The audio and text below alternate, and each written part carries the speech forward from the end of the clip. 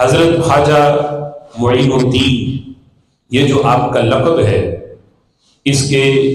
کئی اسباب تاریخ لکھنے والوں نے لکھے ہیں، اور یہ بھی لکھا کہ معین الدین یہ لقب آپ کو بارگاہ رسالت سے عطا ہوا کہ جس وقت آپ کے پیر حضرت عثمان ہارونی رحمۃ اللہ علیہ آپ کو ساتھ لے کے حرم شریف کے سفر میں جب گئے، حج کیا، حج کرنے کے بعد رسول اللہ صلی اللہ تعالیٰ علیہ وسلم کی بارگاہ میں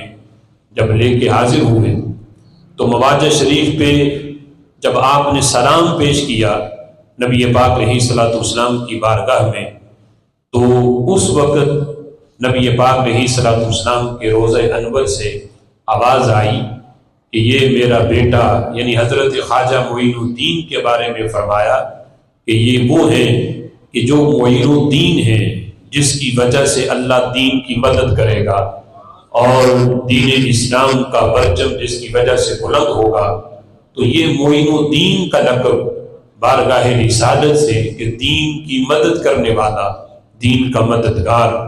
یہ لقب خود رسول اللہ صلی اللہ تعالیٰ علیہ وسلم نے حضرت خواجہ معین الدین چشتی کو عطا فرمایا۔